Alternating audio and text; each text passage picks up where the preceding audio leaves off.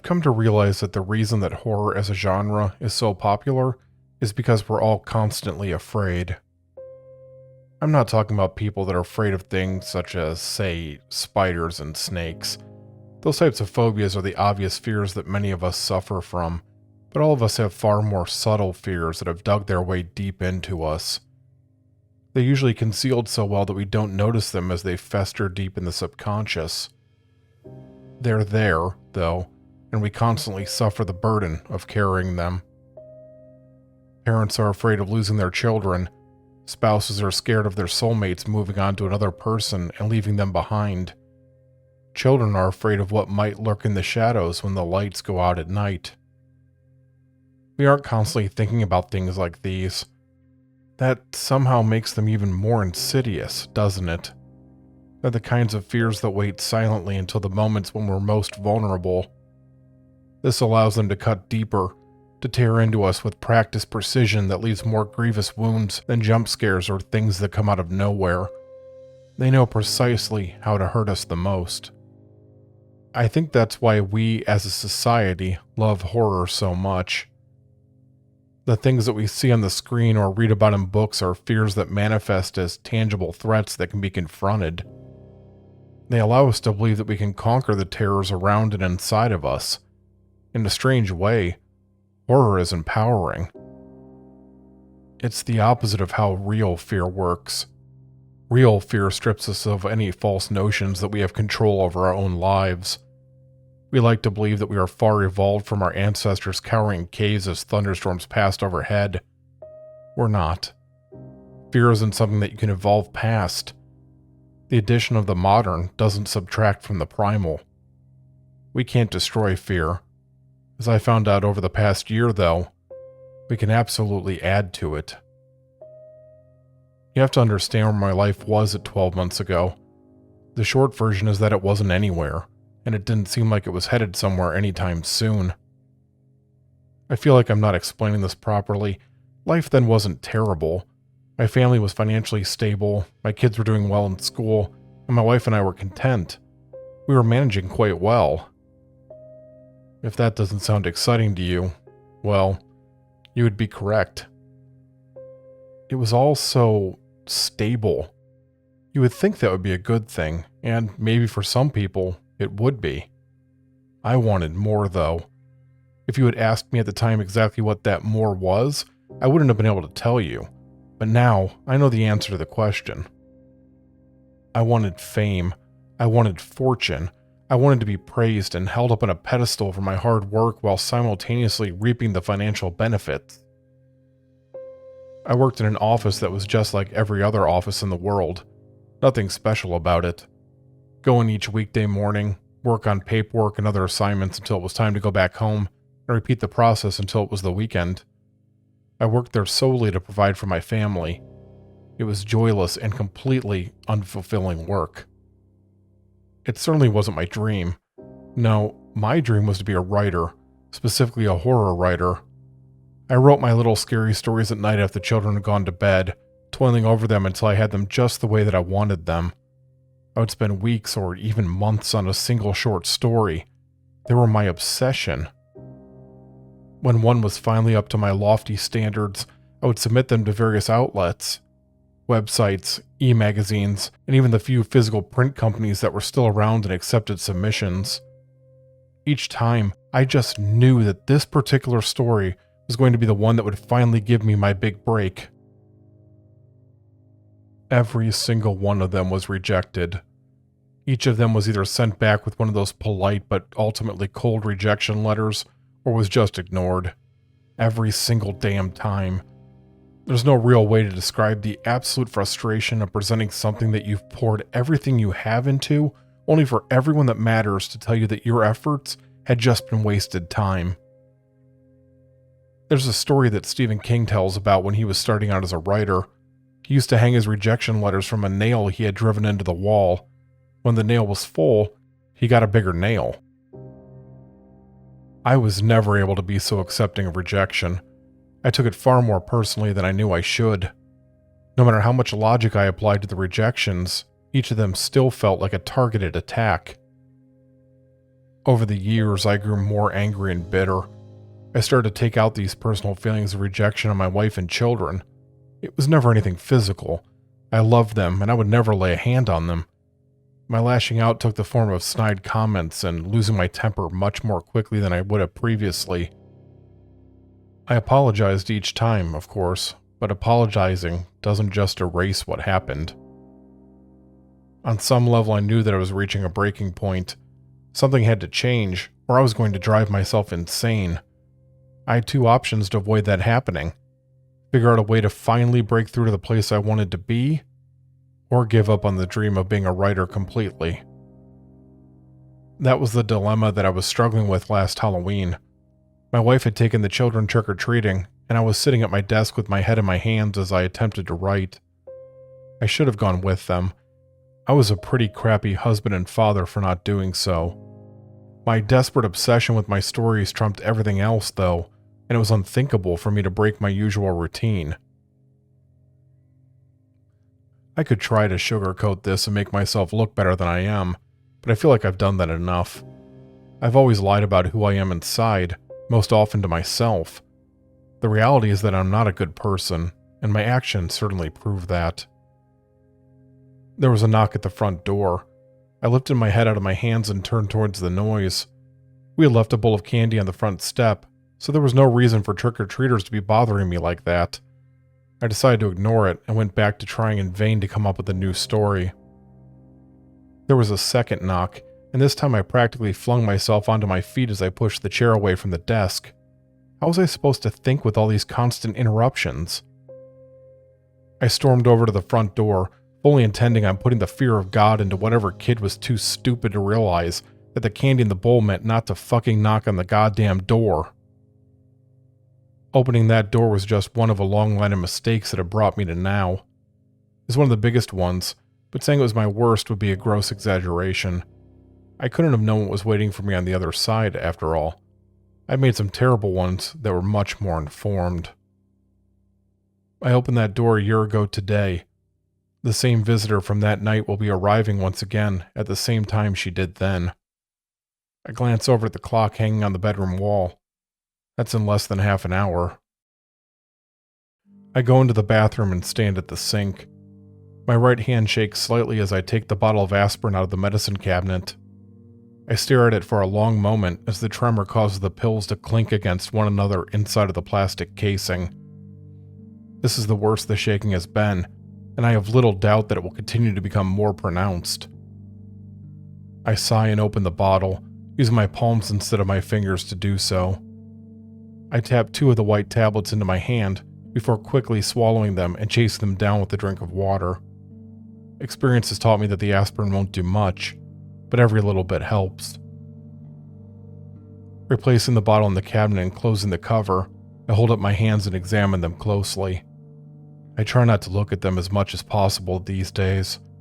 They're extremely pale, and the bandaged fingers are bent and gnarled.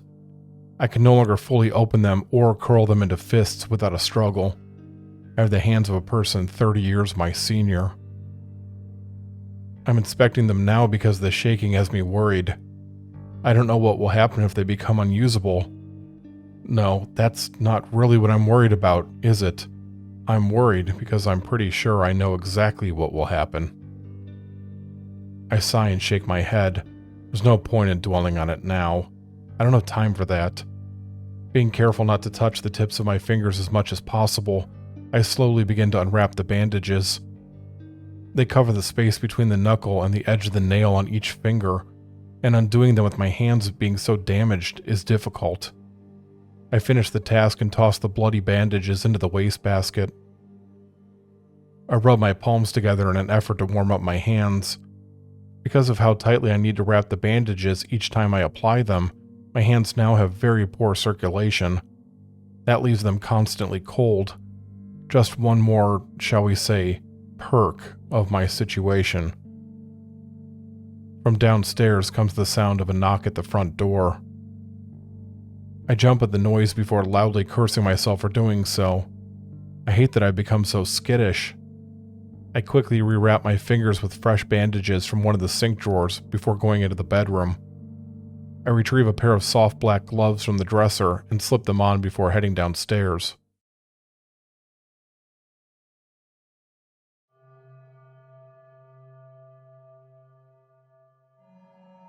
As I descend the steps, I can hear the neighborhood children laughing and yelling outside as they go about their trick-or-treating. A stray memory of my wife and children heading off to collect candy in their costumes comes to mind. I allow the memory to linger for just a moment before forcing it out. There'll be time to dwell on things I've lost later. Reaching the entryway, I hesitate for just a moment before unlocking the front door and opening it. The visitor barges into the house the moment that I do, not bothering to observe any of the usual pleasantries before doing so. She is tall and thin, with her blonde hair cut short. Her face is angular, almost as if it were chiseled out of stone. She is wearing a black suit with a black shirt underneath. The top 3 buttons are undone. She smiles at me as I close the door behind her. "Can you believe that it's been a year already?" she asks happily. My, how time flies. How are you this fine evening?" I don't say anything. I doubt that she even cares what my answers to her questions are. Seeming not to notice my silence, she smoothly slips off her suit jacket and tosses it to me. I catch it out of the air instinctively with both hands. Not knowing what else to do, I hang it up inside the entryway closet. "How are the wife and kids?" she asks as she looks around. "Still staying with her sister out west? That's a shame. Well, these things happen all the time. One day you're madly in love and the next you're at each other's throats. Not to worry. I'm sure she'll move on soon enough, and you, well, you have your work to keep you company." I bristle momentarily but manage to choke down any retorts. She's been keeping an eye on me. I immediately chide myself. Of course she has. "Enough of the small talk," she says, clapping her hands together. "Let's go take a look at what you've been working on." Without waiting for an invitation, she turns on her heel and heads towards my office. I reluctantly follow. I doubt that she's actually here to inspect my work like a grade school teacher reading a student's book report. If she knows about my marriage falling apart, she's also going to know about what I've been writing. This feels like it's some part of game that I don't know the rules of. I barely know anything about this woman. When she first introduced herself to me, she used the name Lydia. No last name, just Lydia. I highly doubt that's her real name, but there's no way for me to find out for certain. At the time, I hadn't had any reason to doubt the authenticity of her name. Even if I had, it wouldn't have mattered. Just moments after giving her name, she had promised me the world, and in my hubris, nothing that came before that offer mattered. My office is barely large enough to qualify as one. It was originally a small sunroom that my wife and I had converted into a combination office and craft room. The crafting portion is currently boxed up in the garage and waiting to be picked up next week. My wife wants the supplies for the children. Lydia walks around the side of the desk and runs her fingers over the large black typewriter sitting on it. She smiles and closes her eyes as she does so. I try not to let anything show on my face or in my body language, but the moment is profoundly disturbing to me in a way that I can't quite explain. "I see that you've been keeping it well fed," she says as she raises one manicured finger, displaying a smear of red on the tip. Good. We wouldn't want a repeat of the last time that you didn't." I look away. Again, she knows something that she shouldn't. I had tried to break the cycle that I'm in a few months prior by refusing to write. Everything had seemed to be fine until the nausea started around the 24-hour mark. Within 36 hours, it felt like every nerve in my body was on fire. I had finally had to accept defeat and do as I was supposed to do. The pain had gone away almost immediately. I have no doubt that I would have been driven mad if I had let things go much further. "So what is it that you're currently working on, exactly?" Lydia asks as she turns her attention to the stack of papers on the desk. "Let's see here. Of Bear and Owl. The Enchanted Masks, I take it?" I once again don't reply.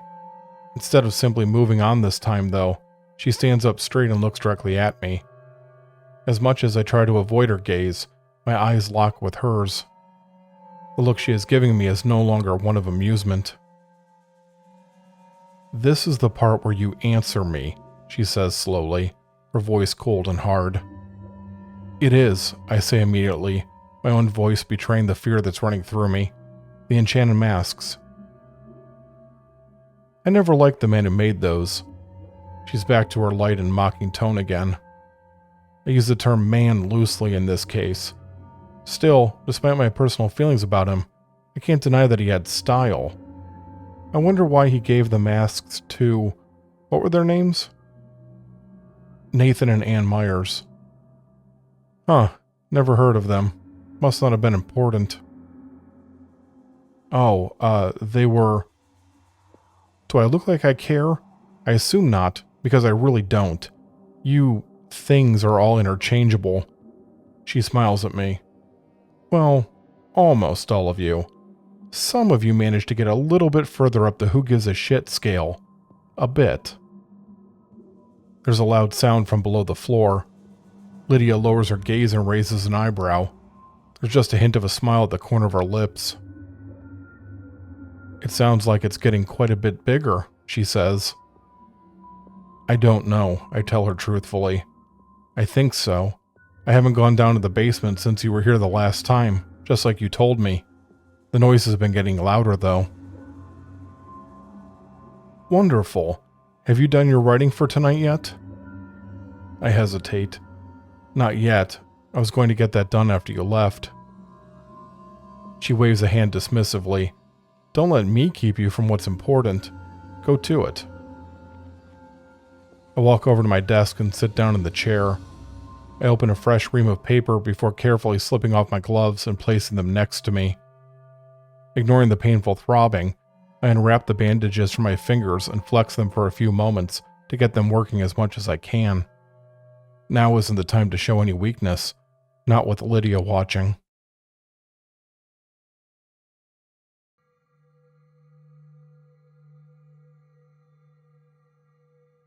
Something on your mind? She asks as I glance over at her. No, I answer quickly. Well, actually, I do have a question. A question about our deal. Our deal? What about it? I was wondering, how much longer do I have to do this? She doesn't answer right away. Instead, she sits down in the chair on the other side of the desk and folds her arms over her chest. She watches me silently with an expression that conveys no hint of what she's thinking. I start to worry that I've angered her. I'm convinced that the torture that I had gone through when I refused to feed the typewriter was nothing compared to what she can do to me if she wants to. I have no doubt about that. You remember the agreement we made, correct? Lydia asks. I do, I reassure her. What is it? Tell me the agreement. Now. I nod. Yeah, of course. You told me that you would open doors for me. You'd make it so that I could not only support my family with my writing, but that I'd become wealthy from it. You wouldn't have to work in that asinine job that you were stuck in anymore. Instead of being a nobody in a sea of nobodies, you would be somebody. You'd have the recognition that you so desperately craved. I look down at the floor as I feel a twinge of shame.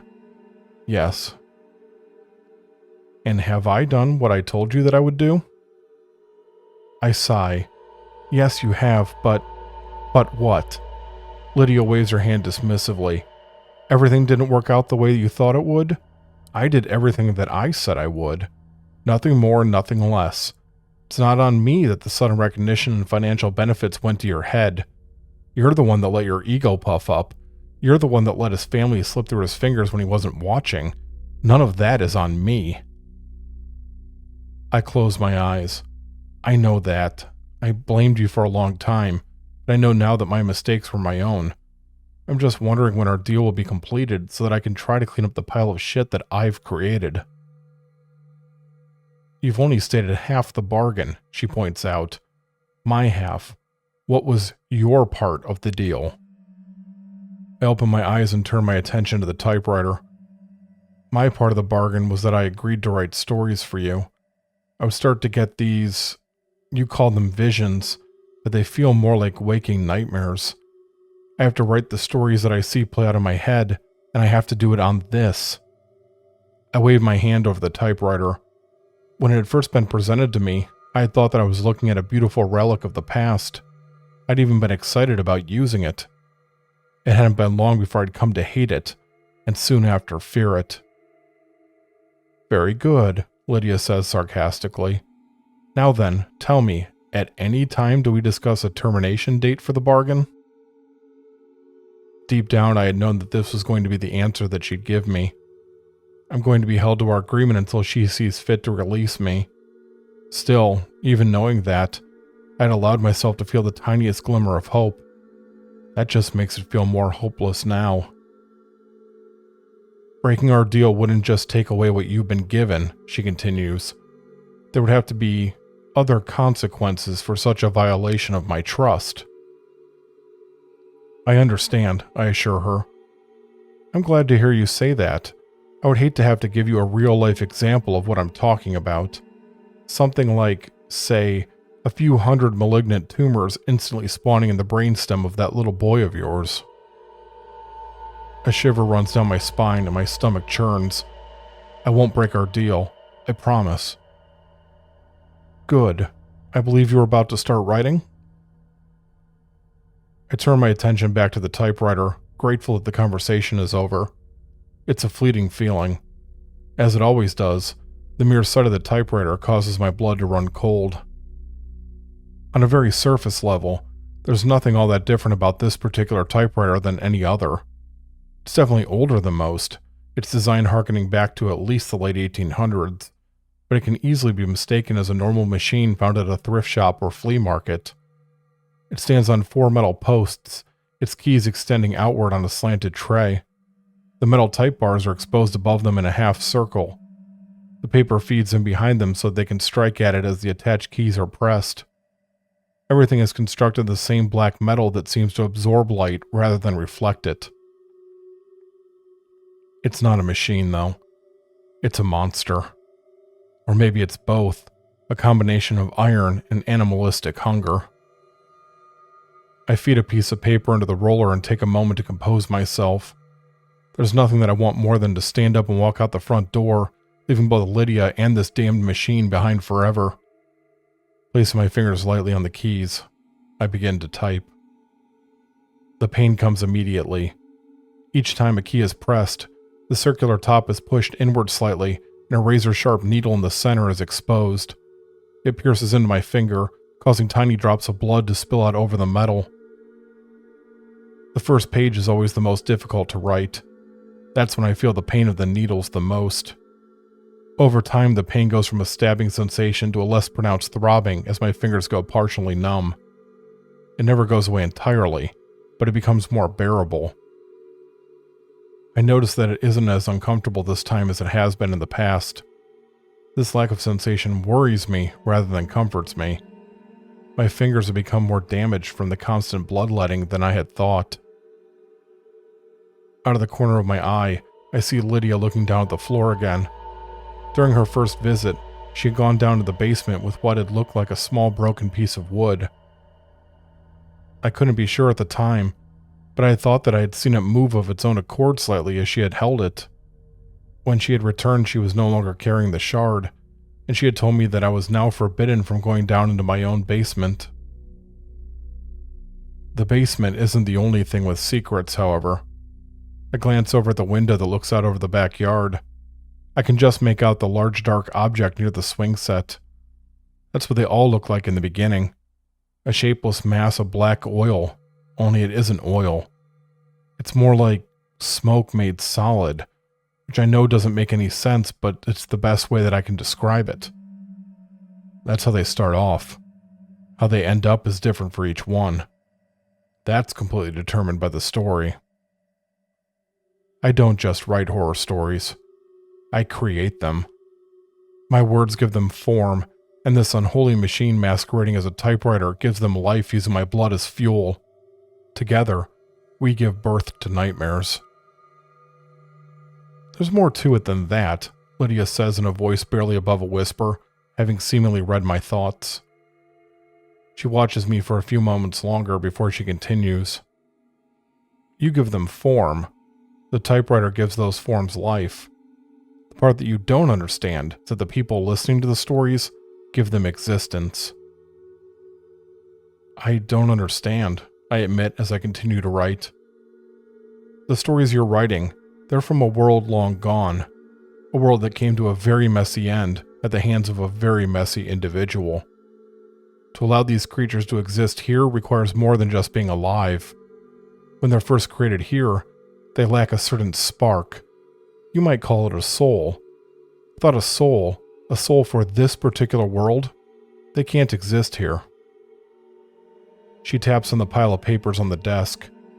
When someone listens to the story, however, something happens. The person begins to consider it. The person begins to mentally create images of the events being described. The person begins to believe, maybe not in the story itself, but in the thoughts behind them. Enough belief can bring existence. I stop typing and look up at her. How is that possible? Lydia shakes her head in annoyance. You humans have such a limited concept of what is possible. There's a very thin line between the mental and physical realms. They aren't these completely different concepts like humans seem to think. Under the right conditions, with the right guidance, the barrier between them can be pierced and torn. Belief can become reality. Conditions such as, say, hundreds or even thousands of people listening to the same scary story on that YouTube channel of yours. I start to ask another question, but she cuts me off. People are always going on and on about how the world is becoming worse. They ramble on about how things were safer and brighter and all sunshines and rainbows when they were kids. It's these younger generations that are fucking everything up, right? Guess what, though? You're all making it worse. All this technology that allows you to connect with everyone else around the world is spreading terrible things at a rate that no one could have dreamed of even 30 years ago. Ideas breed reality. New evils are being spawned every second of every day. Everyone in this entire fucking world is not only connected, but they're also complicit. I don't know what to say to that. I don't know that there's anything that is an adequate response to what I've been just told. I think you've done enough writing for tonight, she says as she suddenly stands up. Come with me. I want to show you something.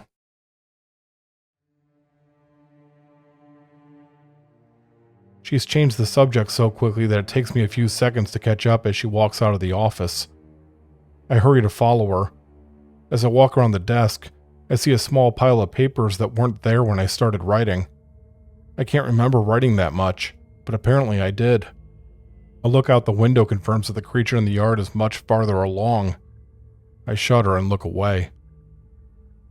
1 year, Lydia says as she leads me to the basement door. For 1 year, you've shed blood and created evil in this place.